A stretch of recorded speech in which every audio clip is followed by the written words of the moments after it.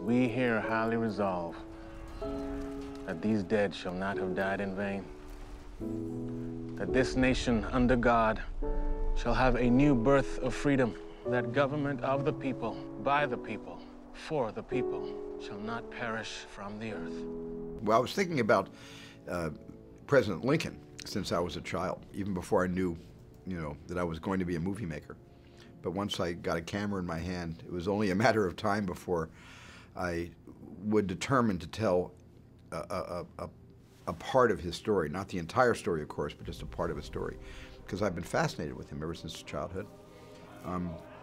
I call him the invisible president because he's so well known, he's almost become invisible to people.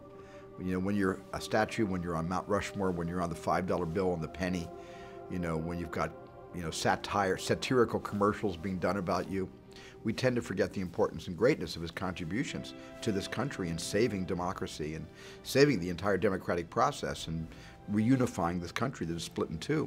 And these were really important, probably the most critical thing any president has ever done well in office. No president has ever had half this country pulled out from under him.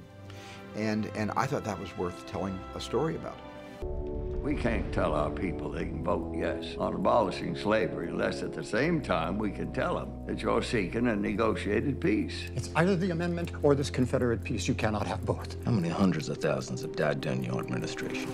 Congress must never declare equal those whom God created unequal. Leave the Constitution alone.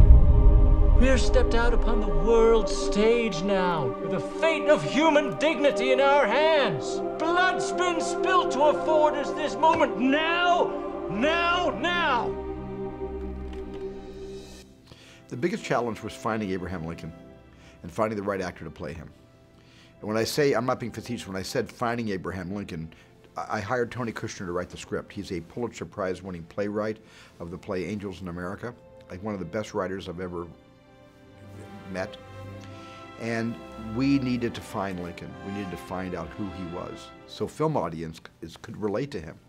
And the next most critical thing was finding the actor to play Lincoln. There was only one person in my mind who could play Lincoln, and that was Daniel Day-Lewis. But when I approached him 8 years ago to play Lincoln, he said no.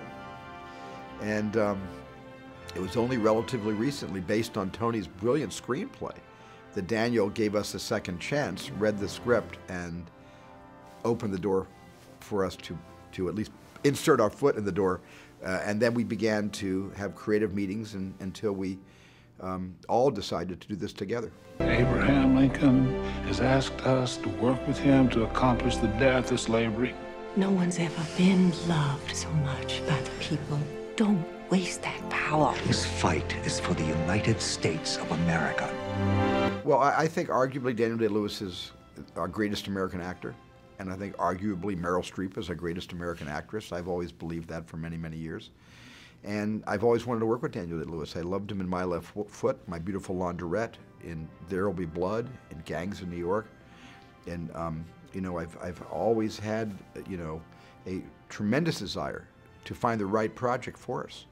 And the second I began to seriously think about making a movie about Abraham Lincoln, the first person that came into my head was Daniel Day-Lewis.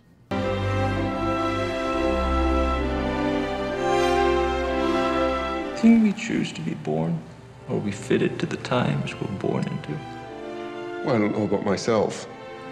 You may be.